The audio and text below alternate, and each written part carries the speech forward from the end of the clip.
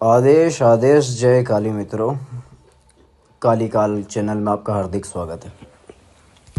अभी एक प्रश्न उठकर आया है, एक मैसेज आया था मेरे पास में कि काली की साधना कैसे करनी चाहिए और इसका फल क्या हमें मिलता है। तो सबसे पहले मैं आपको साधना के बारे में बताने, इसके हम साधना की डिस्कस नहीं करेंगे इसके बारे में, मैं उसके पहले जो होने वाली चीज़ें हैं उनके बारे में कुछ बताना चाहता हूँ।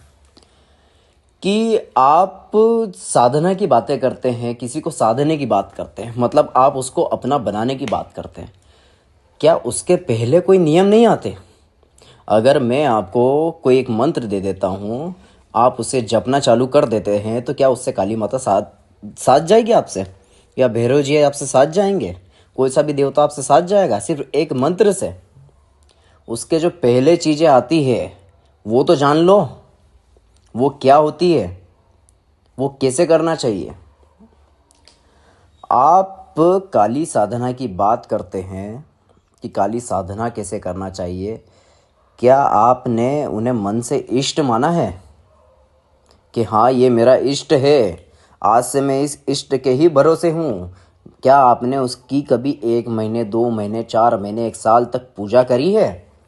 क्या आप शुरू से उसी में रहे हो? क्या आपने एक ब्रॉडकास्ट देखा और आप वो देखने के बाद में आ जाते हैं और बोलते हैं गुरुजी हमें तो काली साधना करनी है, हमें तो ये साधना करनी है। अरे भैया, उसके पहले आपने कोई जतन किया है? कभी आपने पूजा की है? काली साधना बच्चों का खेल नहीं है, कोई सी भी साधना बच्चों का खेल नहीं है। भले XYZ किसी की भी साधना हो, जीन जिन्नात यक्षिणी परी साधना मुंजा साधना, जितनी भी साधनाएं हैं वो बच्चों का काम नहीं है। कि आपने कहीं पर देखा कि मुझे ये साधना करनी चाहिए और चलो पूछते किसी से कि हम ये साधना कैसे करें, और हम वो साधना करने बैठ गए, फिर क्या होता है? फिर आपसे कोई सदता ही नहीं है, मतलब आपसे वो पूजा पाठ ही नहीं होती है, आप साध ही नहीं पाते हो। फिर आप 1 महीने बाद में बोलते हो अरे कुछ होता ही नहीं है, ये तो सब फालतू की बातें हैं। तो उसके पहले जो किए जाने वाले नियम हैं, मैं आपको पहले वो बता देता हूँ कि भैया, आप अगर शेर पालते हो तो शेर पालने का जिगरा आप में होना चाहिए। अगर आप कुत्ता पालते हो तो कुत्ते पालने का जिगरा आप में होना चाहिए। एक तरफ शेर को रखा जाए, एक तरफ कुत्ते को रखा जाए, तो जो निडर आदमी है वो जाएगा शेर की तरफ, और जो डरपोक है वो जाएगा कुत्ते की तरफ, कि ज़्यादा से ज़्यादा काटेगा लेकिन शेर मार डालेगा उसके पास में गए तो साधना भी एक यही चीज़ है। यहीं पर हमने जानवरों से भगवानों को कंपेयर नहीं किया है, लेकिन मैं आपको बताना चाहता हूँ कि कौन कितना ताकतवर, कौन कितना शक्तिशाली, कौन कितना अनुभवी है। समझ रहे हैं आप मेरी बात को? तो काली माता की साधना करने से पहले खुद को निडर बनाओ। किसी भी देवता की साधना करने से पहले खुद को निडर बनाओ। निडर किस तरह से, अब मैं आपको बताता हूँ। जब आप साधना करने बैठते हैं, जब आप कोई मंत्र ध्यान करने बैठते हैं, तब आपको अनुभव होना चालू होंगे। अगर आप उस अनुभव से डर गए, अरे भैया खड़े हो गए हैं और खड़े होकर वहाँ से भाग गए, तो आपका देवता खुद आप पर हंसेगा कि ये कैसा साधक है जो मतलब मेरे अनुभव से डर गया, मतलब इसे मुझ पर ही भरोसा नहीं है। अपने इष्ट पर इतना भरोसा रखो कि चाहे जंगल में आग लग जाए, चाहे घर में आग लग जाए, चाहे बाढ़ आ जाए, चाहे तूफान आ जाए, लेकिन मैं यहाँ से हिलने वाला नहीं हूँ। ये जब कर कर ही उठूंगा, उसके बाद में जो होगा देखा जाएगा। उसे कहते हैं एक अच्छा साधक, निडर साधक। ऐसा साधक जो कहीं भी चला जाए, किसी भी देवता को साधना चाहे, वो उससे उसी पल साध जाए। तो आप ऐसे साधक बनो, तन मन धन से अपने इष्ट की सेवा करो, अपने गुरु की सेवा करो, गुरु की आज्ञा मानो, अपना दिमाग मत लगाओ।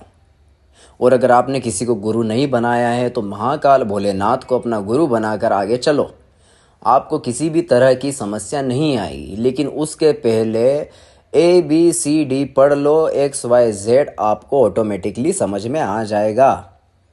सबसे पहले ABCD पढ़ना है, मतलब आपको स्पिरिचुअल में कदम रखने से पहले, इन पूजा पाठ ध्यान में कदम रखने से पहले जो देवी देवता के नियम होते हैं वो नियम करो, पूजन पाठ करो और उनसे कहो कि हम आपकी साधना करने जा रहे हैं और वो सफल हो। माता रानी आप मुझ पर ऐसा आशीर्वाद बनाए रखें, फिर कोई सी भी साधना हो आपसे पूरी हो जाएगी।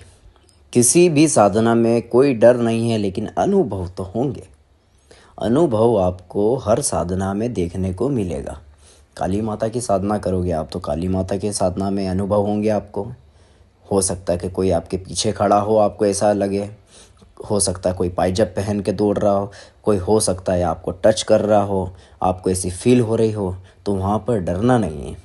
और ये वीडियो में किसी को डराने के लिए नहीं बता रहा हूँ, लेकिन आजकल जो लोगों ने खेल समझ लिया है कि हम एक मंत्र सीखेंगे और हम साधना और ध्यान करने बैठ जाएंगे, जब हमें डर लगेगा तो हम भाग जाएंगे, और जब ऐसा सब कुछ होने लगता है तो कहते हैं कि अरे ये तो सब पागल बनाने की चीज़ें हैं। एक अच्छे साधक बनो, अनुभव से गुजरो। अनुभव से गुजरोगे तो सीखोगे, और सीखोगे तो मानोगे। और मैं तो कहता हूँ कि अगर किसी साधना में अगर अनुभव नहीं होते हैं तो वो साधना वहीं बंद कर देनी चाहिए, क्योंकि उस साधना में आपका कोई लाभ है ही नहीं। क्योंकि आपका इष्ट ही आपको छूने की कोशिश नहीं कर रहा, आप तक पहुँचने की कोशिश नहीं कर रहा है। अरे यहाँ अनुभव तो हो रहे हैं। कालिका माता की अगर आप साधना में बैठे हो तो आपको अनुभव तो हो रहे हैं, कम से कम अनुभव हो रहे हैं। मतलब आपकी तरफ आपका देवता आगे हाथ बढ़ा रहा है कि चल तू ये कर, मैं तेरे साथ हूँ, ये अनुभव है मेरा, ये मैं तेरे पास से गुजरी, ये मैंने तेरे को टच किया। ये अनुभव से अगर तुम डर गए तो ये सोच लो कि तुम्हारे इष्ट पे तुम्हें भरोसा ही नहीं है। इष्ट पे भरोसा सबसे पहले मजबूत होना चाहिए, उसके बाद में साधना की बातें करना चाहिए। मेरे आने वाले वीडियो में मैं आपको कालिका माता, भैरवनाथ, हर देवता की जिनकी साधनाएं सिद्धियाँ होती है, और यक्ष, गंधर्व सबकी साधनाएं मैं आपको बताऊंगा। मेरे चैनल पर बने रहिए और सही जानकारी प्राप्त करें। फालतू किसी के चक्कर में ना पड़े, एक अच्छा गुरु पकड़े, शिव को अपना गुरु माने और अपना कार्य सफल करें।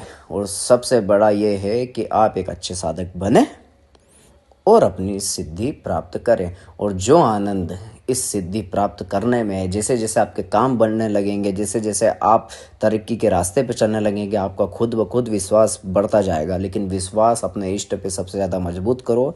अपना इष्ट चुनो कि मैं इस इष्ट के लायक हूँ, ये इष्ट को मैं साध सकता हूँ। और अगर आपको डर लगता है, भय लगता है, सारी चीज़ें अगर होती है और आप नहीं कर सकते हो, तो जय श्री कृष्णा, जय राधे राधे, ओम नमः शिवाय का जप करो, घर बैठ के भजन करो। ये सारी चीज़ें हैं। आपको साधना के फील्ड में आने की कोई ज़रूरत नहीं है।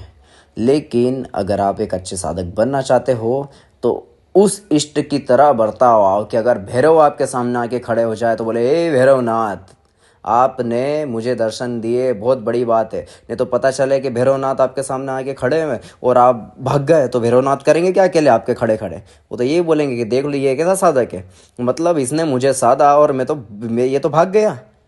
तो वो करेंगे क्या वहाँ खड़े खड़े? तो ऐसा साधक मत बनो कि तुम्हारे देवता ही तुम पर हंसे।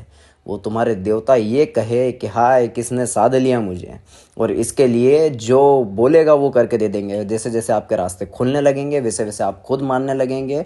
अच्छे गुरु का चयन करें और भजन करते रहें। और साधना के बारे में जानने के लिए मेरी वीडियो देखते रहे। सब्सक्राइब कर ले अभी चैनल को, ताकि आपको सटीक ज्ञान और टोने टोटके से रिलेटेड सारी चीज़ें आपको मिल जाएगी इसके अंदर। और जो भी चीज़ें मैं बताऊंगा आपको वो सटीक चीज़ें रहेगी, कोई भी चीज़ों को कोई काट नहीं पाएगा, और वो 100% काम करेगी। मेरे द्वारा बताई गई सारी चीज़ें 110% काम करेगी, और उस चीज़ को आप खुद अनुभव करेंगे। चाहे वो नींबू का उतारा हो, वो चाहे दारू का उतारा हो, वो किसी भी चीज़ का उतारा हो, मैं आपको जो बताऊंगा वो सारे उतारे काम करेंगे। आप खुद आजमा के देख लेना।